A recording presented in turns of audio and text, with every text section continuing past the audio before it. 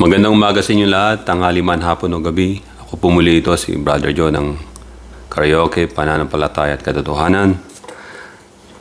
At naririto naman po tayo para makapagbahagi ng salita ng Diyos. Pawang mga salita ng Diyos lamang. At wala akong ibang hiningi sa anumang mga tao, kundi ang kanilang mga pandinig sa mga panahon na to. Meron akong babasahin dito sa Matthew chapter 1, verse 1. Sabi rito ng Biblia, ng New King James Version, verse 1 ng Matthew chapter 1, the book of the genealogy of Jesus Christ, the son of David, the son of Abraham. Yun lang po. Pag sinabing genealogy, ito ay yung sa Tagalog, sa Pilipino ay talaan ng mga salin ng lahi. Mapupunan nyo rito na in-address ni Matthew o ni Levi, isa sa mga apostol ng Panginoon, yung napakaiksing genealogy. Bakit kaya ganitong napakaiksi lang? Sabi nga the book of the genealogy of Jesus Christ, the son of David, the son of Abraham. So nagsimula, yung genealogy ni Jesus Christ, binanggit ay the son of David. And then si David naman, binanggit na the son of Abraham. Ano ang ibig sabihin nito? Kasi nga, tandaan ninyo, sa John chapter 1 verse 1, in the beginning was the Word, and the Word was with God, and the Word was God. He was with God in the beginning. And sa chapter 1 ng book of John verse 18, and the Word became flesh. Basahin nga natin yung isa kasi sa mga... Kasi kung hahanapin natin genealogy ni Jesus Christ dito sa Bible, ay ito lang ho talaga makikita natin sa Matthew. Sa book of Matthew, yung genealogy na yun, inilagay siya roon para mapatunayan natin yung mga historical na mga tao tulad ni Abraham tsaka ni David. Sila yung mga historical figures. Dito sa verse 18 ng John chapter 1, sa verse 18, sabi ng verse 18 dito, no one has seen God at any time. The only begotten Son, who is in the bosom of the Father, He has declared Him. Wala pa nakakita sa Diyos, ngunit ang bugtong na anak ng Diyos na nasa sinapupunan ng Ama ang nagpakilala sa Kanya. Pag sinabing sinapupunan ay ang gamit dito sa Biblia, pag sinabing sinapupunan, ito ay nasa piling. Hindi sinapupunan tulad ng isang babae na mayroong sinapupunan. Ang ibig sabihin dito ay tulad ng sinasabi sa Micah chapter 5 verse 2 na ang Panginoon, ang ipanganganak ay from everlasting to everlasting. So binanggit dito ang genealogy ni Jesus Christ, the son of David, the son of Abraham. Saan nagsimula ang tinatawag na promised seed ng heaven sa mga tao? The seed has been promised right after the fall of man. Matapos na magkasala ang mga tao, ang unang tao na si Adan at Eva, Adam and Eve, Genesis chapter 3 verse 15, ang sabi ron, and I will put enmity between you and the woman. Ang kausap dito ay yung serpent na siyang fallen angel, na sinabi yung binhi mo at binhi niya, ito'y battle ng good and evil. Ito ay labanan ng mabuti at masama, ng kadiliman at ng liwanag, na alam natin na sinabi na ng Biblia yun. Maging sa Ephesians chapter 6. Ang sabi, and I will put enmity between you and the woman. Yung seed of the woman, ang binabanggit. Kung titingnan natin yon, babasahin ko, bubuklatin ko doon sa Genesis.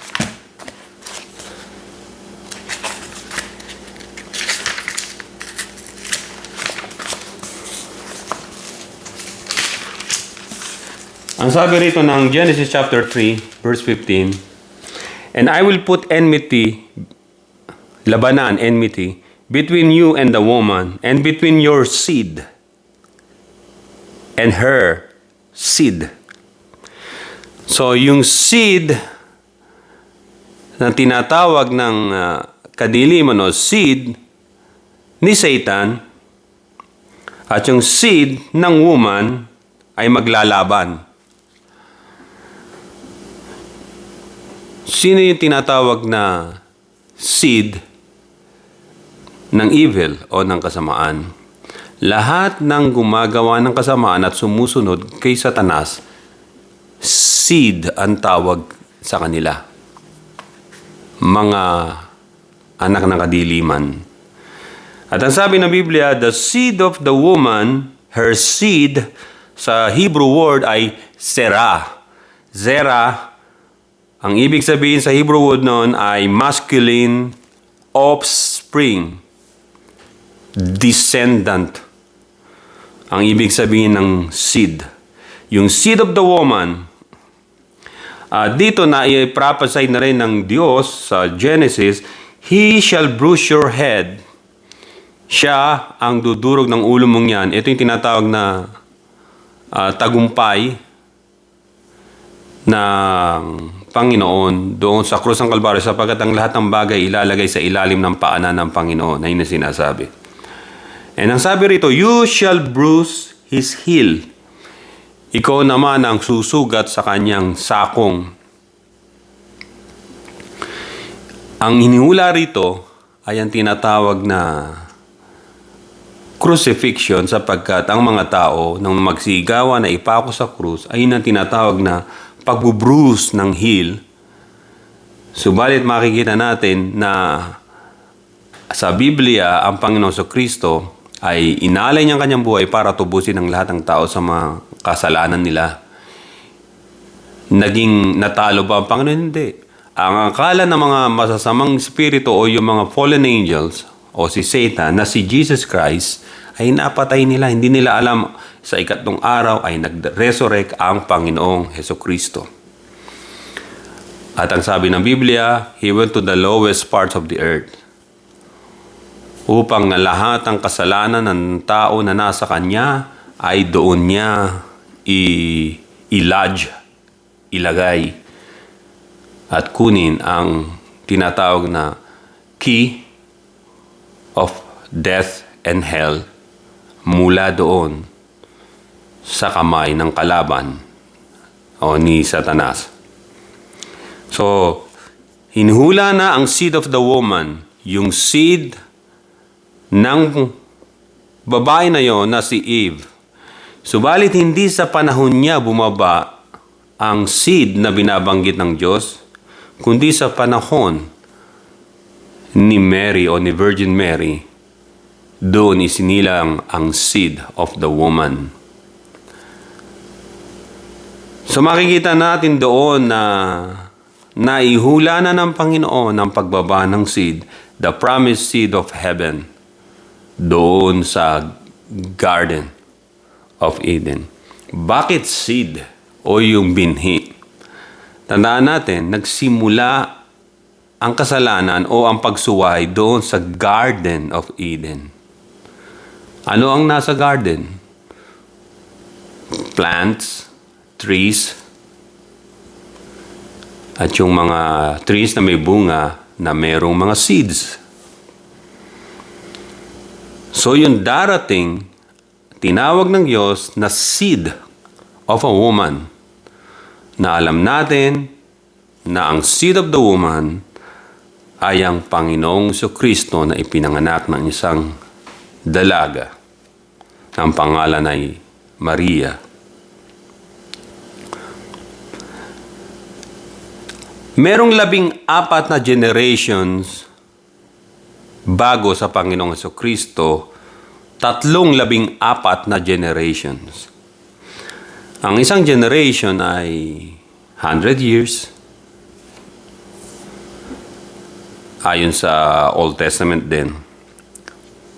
14 generations. From Abraham to David, 14 na henerasyon ang dumaan. Mula kay King David hanggang sa Babylonian captivity, 14 na generations. Mula sa Babylonian captivity, yung paglaya nila sa Babylon, hanggang sa year 4 BC, nang isilang ang Panginoon sa Bethlehem ng Ephrata, ay 14 generations ang dumaan. At ito'y natupad sa Matthew chapter 1 verse 23, "Behold, the virgin shall be with child and bear a son, and they shall call his name Emmanuel," which is translated, God is with us. At sa verse 23 ng Matthew chapter 1, ay binanggit sa verse 23 din na si Joseph, the husband of Mary, ang sabi ng angel sa kanya, you called him, yung child na ipanganganak, na Jesus. Ang meaning naman ay God save. Jesus ang ibig sabihin. So makikita natin dito na sa Old Testament pa lang ay yung seed of the woman na binanggit ng Biblia ay ginawa ni Satanas at ang kanyang mga fallen angels, ay gumawa sila ng kanilang tinatawag na action bago pa madurog ang ulo ni Satan ng seed of the woman. Bago pa siya talunin nito. Anong ginawa nila? Genesis chapter 6. Kinontaminate nila ang mga babae. Dumami na ang mga tao noon. Naipanganak na si Cain. Si Abel ay unang tinatawag na murder ng kanyang kapatid. At dumami na mga tao sa panahon na yon. Pati yung mga angkan ni Seth na pinagmulan ng mga righteous people tulad nila Jared, Enoch, Noah, Methuselah, at hindi lang yon, hanggang kay Abraham, kay King David, kay Mary, ay makikita natin dito na pinilit ng mga fallen angels na huwag bumaba yung seed of the woman. Hindi makababa. Sa halip, yung seed na binanggit ng Biblia sa Genesis 3:15, yung seed ng serpent, ay ang ginawa nila, ikinalat nila ang kanilang mga seeds, yung mga anak, sa pamamagitan ng pag-aasawa sa mga babae, mga tao, mga babaeng nasa Genesis chapter 6. At ang resulta, nagkaroon ang mga fallen angels na mga anak na tinatawag nila na Nephilim. Ibig sabihin mga fallen, Nephilim, mga giants kung tawagin. So dito makikita din natin sa ikalawang puntos ay sa Genesis chapter 26 verse 4, yung seed ay ipinangako na kay Abraham. Yung seed na sinasabi na all godly nations or people will receive blessings from the Almighty, through the seed na binabanggit ng Diyos. Genesis chapter 26 verse 4, God said to Abraham, "And I will make your descendants multiply as the stars of heaven. I will give to your descendants all these lands, and in your seed, Zerah, all the nation of the earth shall be blessed." Sa pamamagitan ng iyong binhi, ng iyong seed, inihula na sa panahon ni Abraham ang pagdating ng seed. At alam natin yung seed na yon, yung binhi na yon, ay ayun din ang inihula after ng fall of man sa Genesis 3:15, at kay Abraham inulit muli. Yung seed na yon, sa pamamagitan niya ay pagpapalain ng lahat ng tao, ang lahat ng mga bansa. And in your seed, all the nations of the earth shall be blessed. Singular na seed. There is only one seed na ipinangako ng Diyos. At ang seed na yon ay ibig sabihin ay offspring or descendant. Ang seed na ito, walang iba kundi ang Panginoong Hesukristo.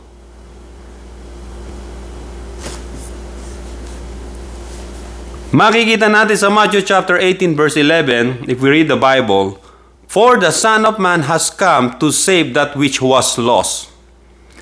The Son of Man, the seed of a woman, has come to save that which was lost. Ikatlo, the Almighty God promised the coming seed, meaning the offspring. In Psalms chapter 132 verse 11, God said, "I will set upon my throne the fruit or the seed of your body," sinabi kay David. Sa pamamagitan mo, David, sa iyong seed, sa iyong binhi, "I will set upon my throne." Ibibigay ko ang trono, Diyos ang nagsabi nito, sa iyong binhi.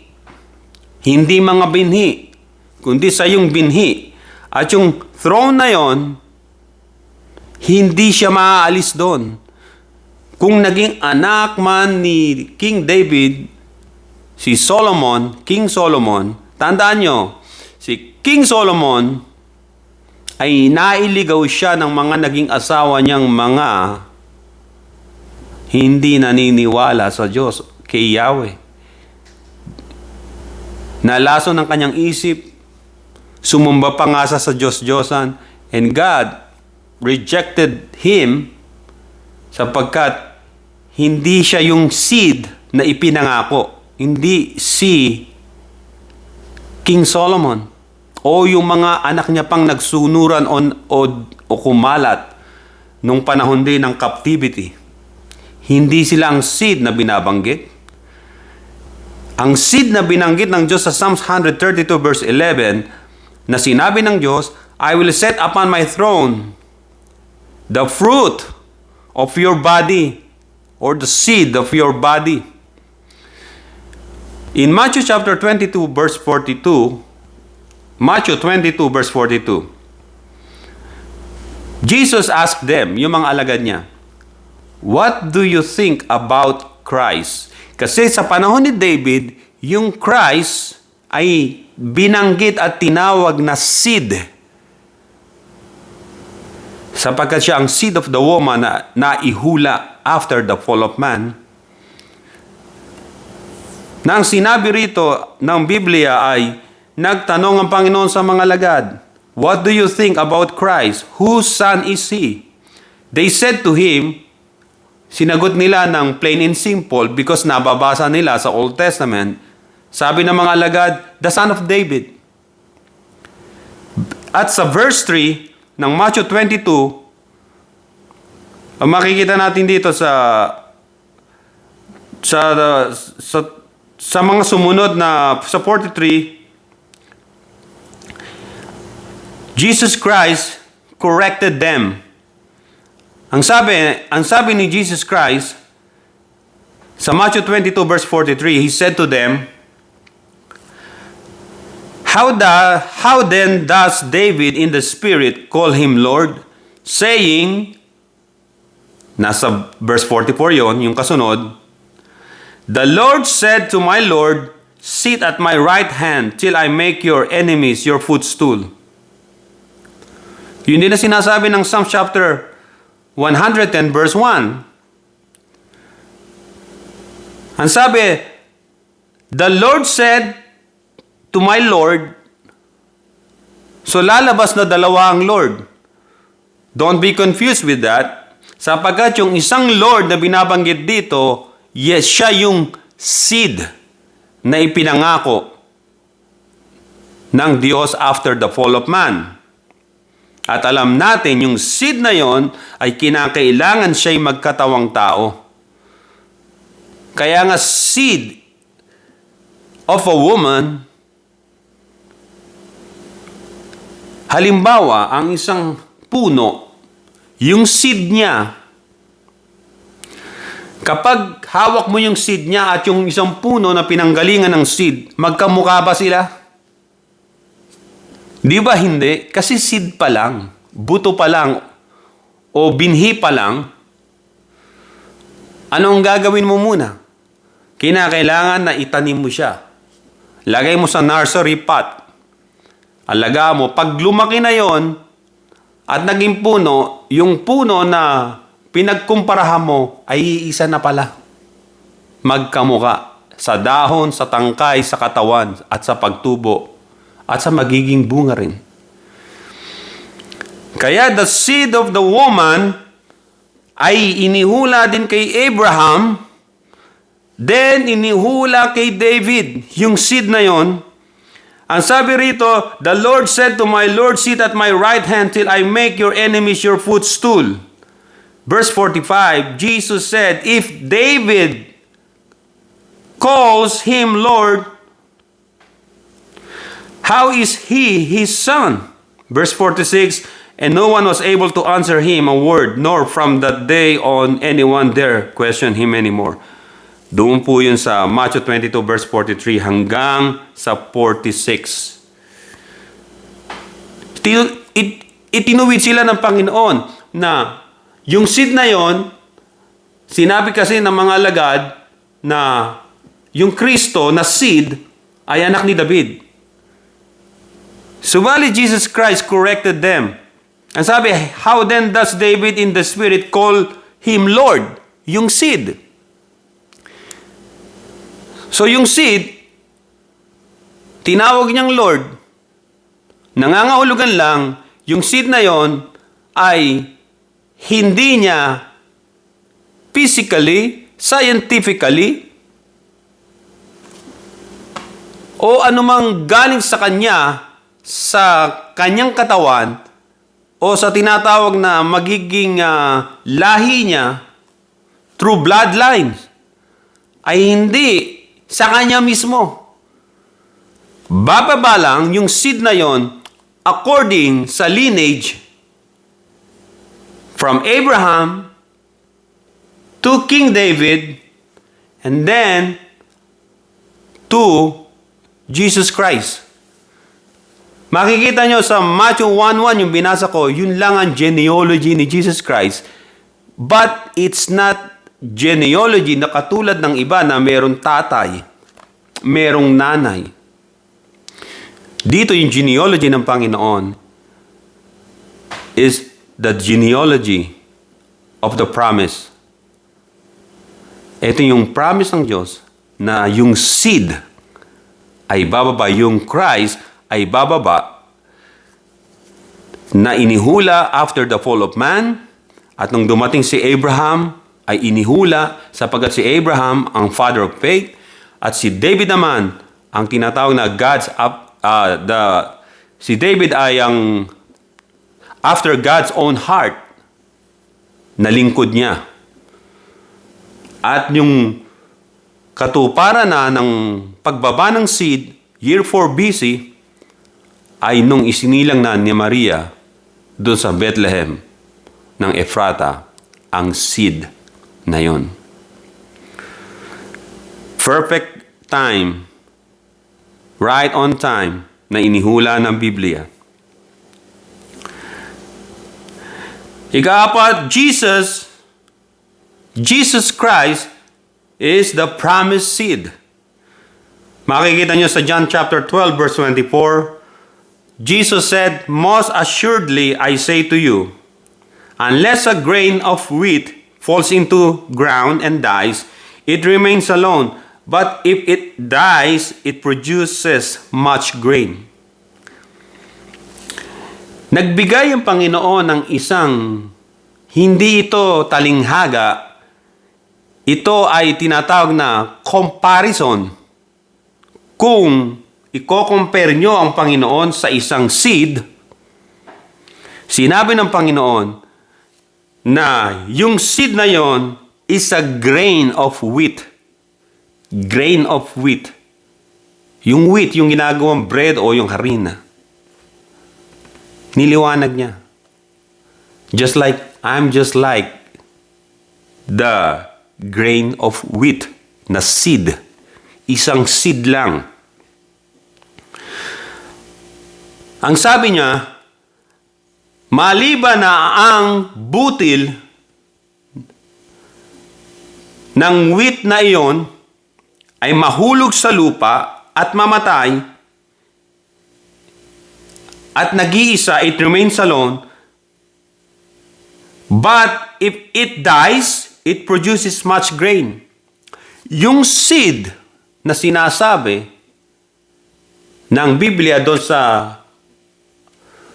Garden of Eden, sapagat iyon ay isang hardin, so makikita natin na hindi sinabi ng Diyos na about sa mga tupa, about sa anumang animals na isasacrifice. Si Abraham, yung animals ang sinacrifice niya kapalit ng kanyang anak. Si David din, yung tinatawag na yung red na heifer na cow, ay nang inaalay niya sa Diyos. Subalit ito, bumalik tayo mula sa Genesis. Yung inihula ron ay natupad sa Panginoon. At sinabi ng Panginoon, sa sarili niya, pinahayag niya sa mga mananampalataya, sa mga alagad niya, na maliban ang grain of wheat ay mahulog sa lupa and it dies. Jesus Christ, He was talking about His death and His resurrection. Mamamatay, ang sabi, falls into the ground and dies. It remains alone. But if it dies, it produces much grain after His resurrection. It produces much grain. Ibig sabihin, yung mga bunga, yung mga nanalig sa Kanya ay tulad ng mga grain o yung binhi na yun na lumabas dahil sa pangangaral ng mga alagad. Kaya nga sabi ng Biblia, di ba, na tignan ninyo ang mga grains in the field. They're ready for harvest na. At kinakailangan mangaral kayo, sinabi ng Panginoon sa mga alagad. Matthew chapter 18 verse 11, "For the Son of Man has come to save that which was lost." Ang Panginoon, siyang Son of Man, ay dumating para iligtas sa mga naliligaw.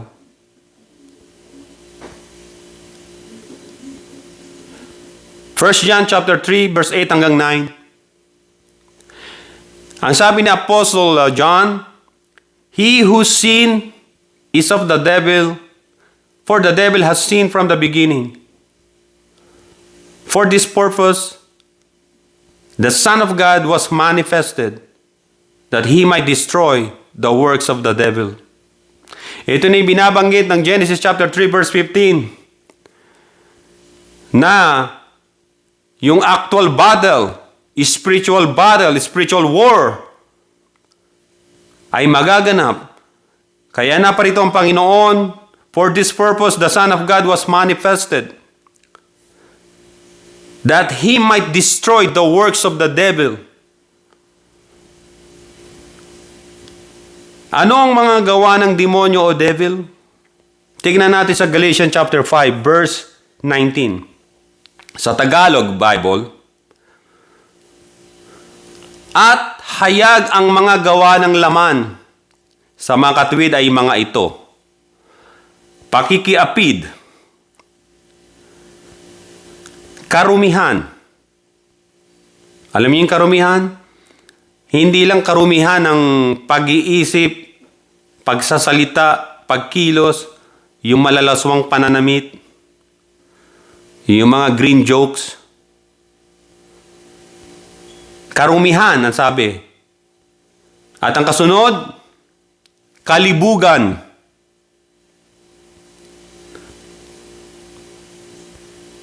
Ito ang nais kong idiin sa inyo. Lalo na sa mga preachers, sa mga pastor, o ng mga nangangaral ng Biblia, ginagamit ang Biblia. Ang kalibugan ay tulad, ano ba sa Tagalog ng kalibugan pa? Sa ibang lingwa, utog. Inuutugan lagi. Dahil makalaman. Kaya, nanggagahasa ng mga babae, lalo na mga bata, ginagawang sex slave.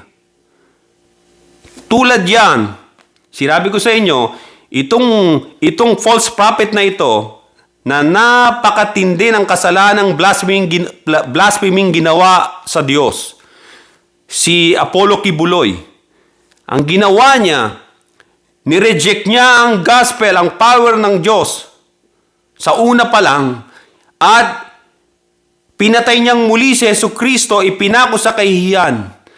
At ang sarili niya ang ginawa niyang bagong Kristo.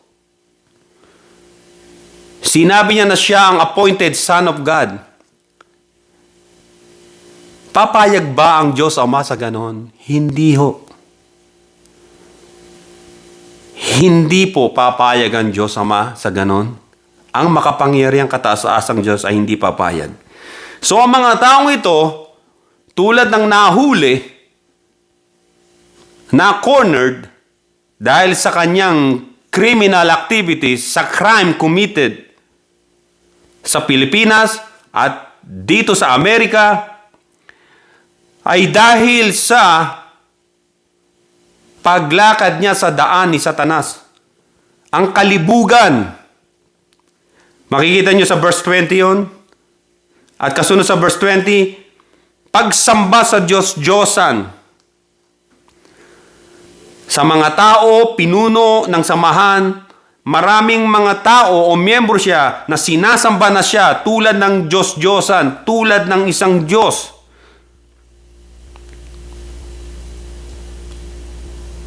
Mga kapatid, huwag nating saktan ang puso ng Diyos, lalo na ang puso ng inyong mahal sa buhay. Tayo'y mga tao lamang na nangangailangan ng kaligtasan, makasalanan at nangangailangan ng kaligtasan kahit kailanman. Hindi tayo pwedeng maging Diyos o Son of God or appointed Son of God. There is only one begotten Son of God. He wasn't appointed by God. Sapagkat in the beginning was the Word, and the Word was with God. And the Word, ang Word na yon na nagkataong tao ay Diyos. Hindi appointed, kundi in His nature, He is God. John chapter 3 verse 18, He who believes in Him is not condemned. Sino mang manampalataya kay Hesukristo ay hindi napahamak, hindi hinatulan. But he who does not believe is condemned already because he has not believed in the name of the only begotten Son of God. There is only one begotten Son of God. His name is Jesus Christ, our Lord and Savior. Born of a virgin, died on the cross,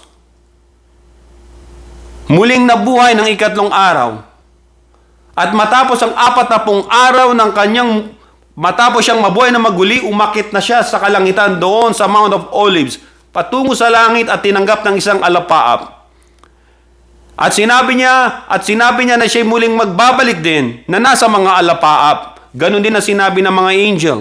Darating ang Jesus na ito, the same Jesus Christ, na muling babalik na nasa mga alapaap.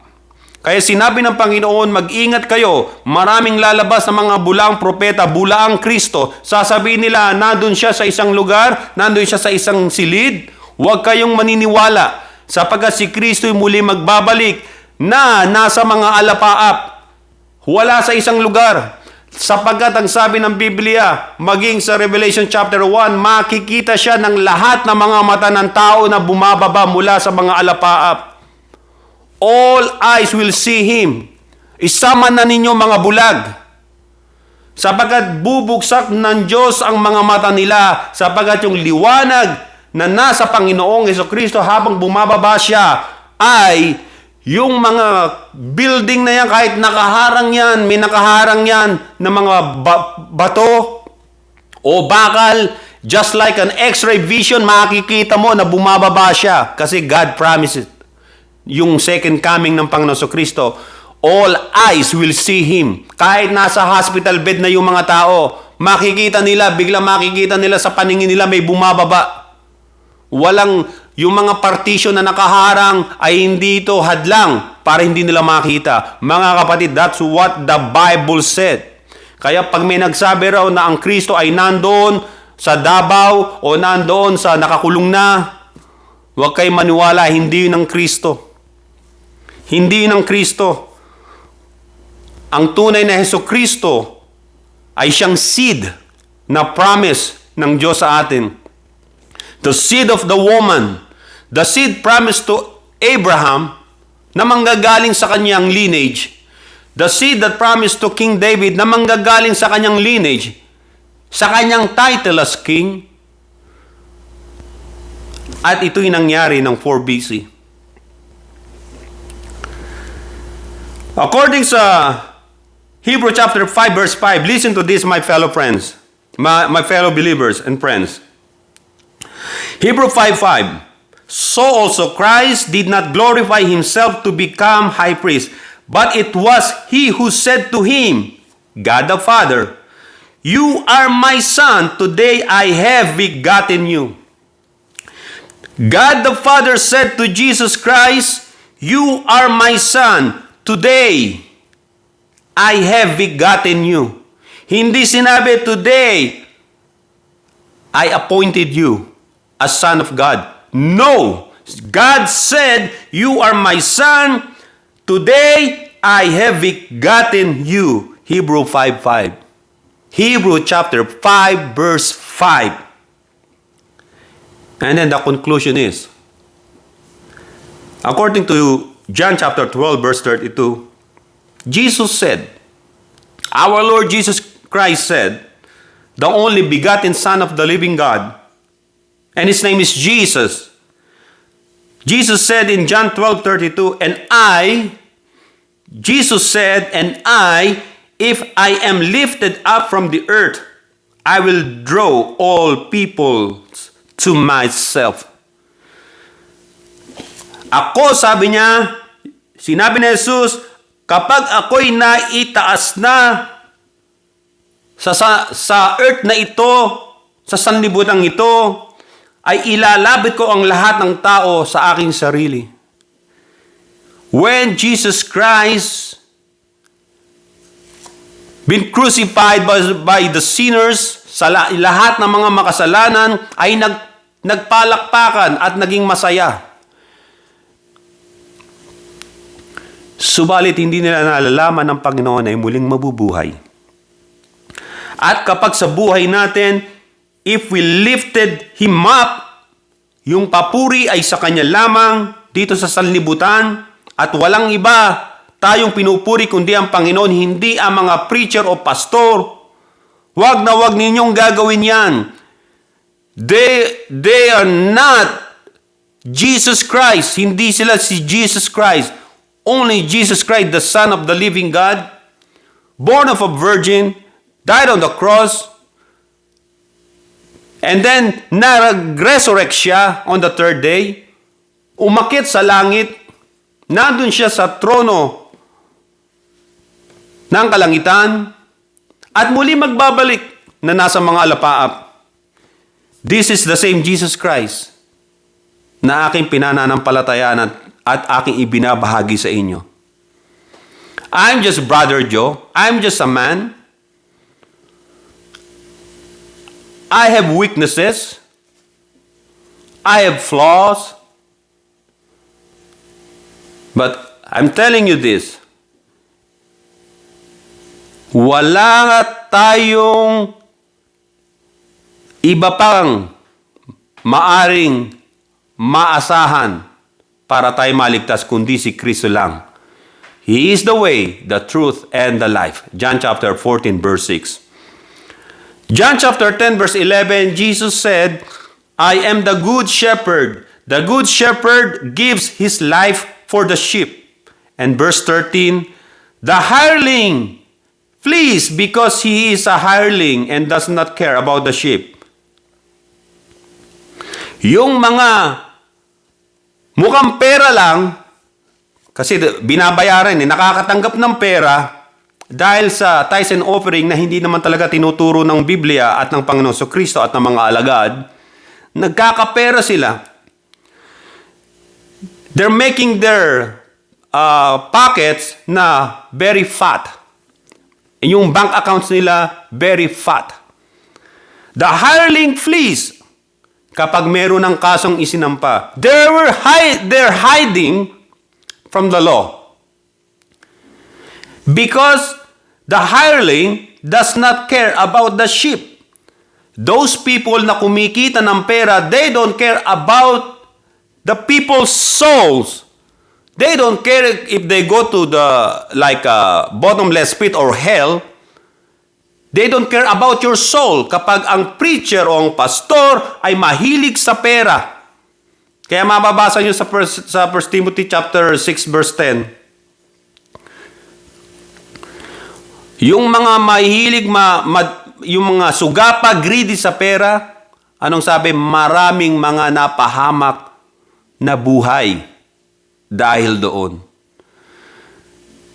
Kung napapakinggan nyo ako rito, kayong mga preacher na nagpayaman sa gospel, natutuwa kayo dahil si Kibulay nahuli na next kayo ang susunod.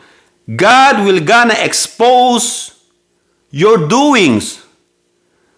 Sabi ng Biblia, ipagsisigawan ang inyong mga ginagawa sa kadiliman, sa kaliwanagan. God cannot be mocked. Whatever you sow. Ang sabi ng Galatians chapter 6 verse 7, do not be deceived. God cannot be mocked. A man reaps what he sows. Mga kapatid, there is only one good shepherd.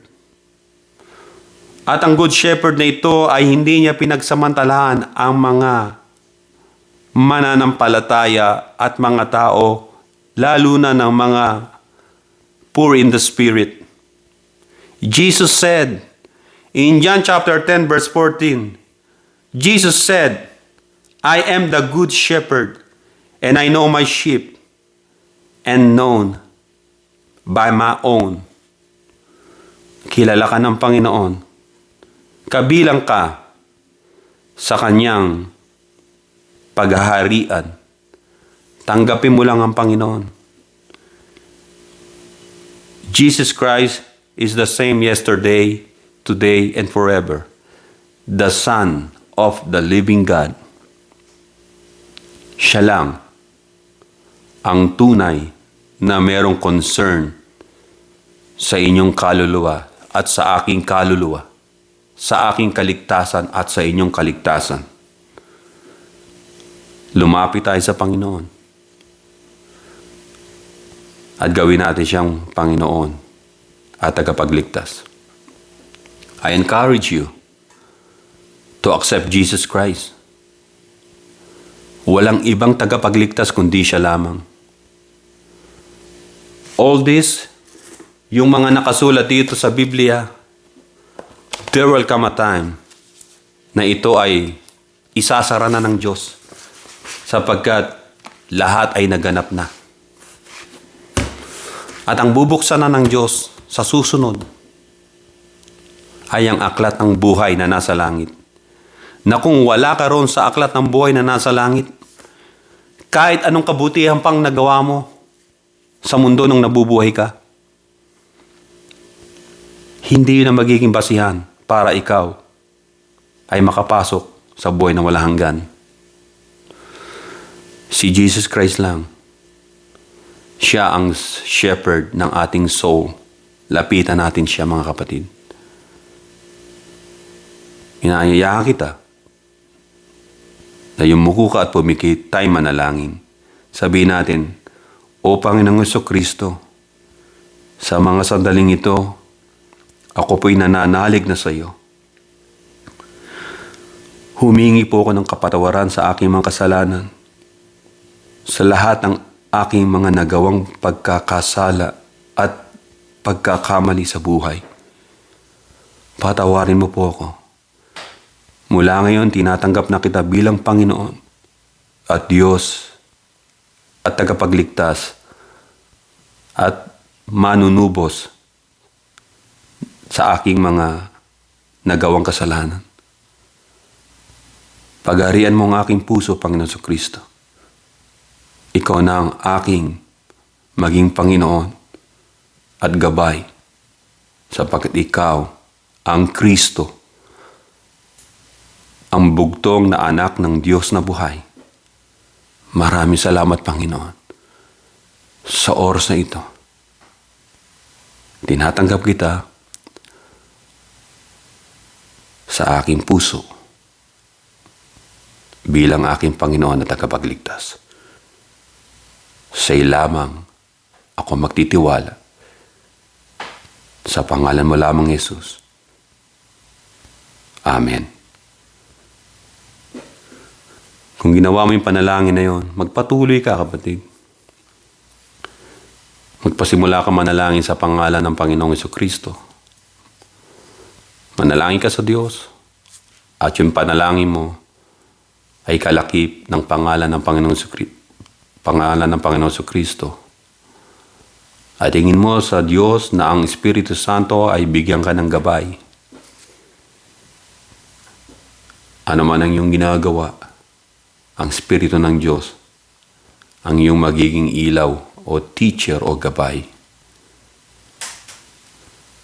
Maraming salamat sa inyo, mga kapatid, at naway kayo patuloy na pagpalain ng Panginoon. God bless po sa inyong lahat.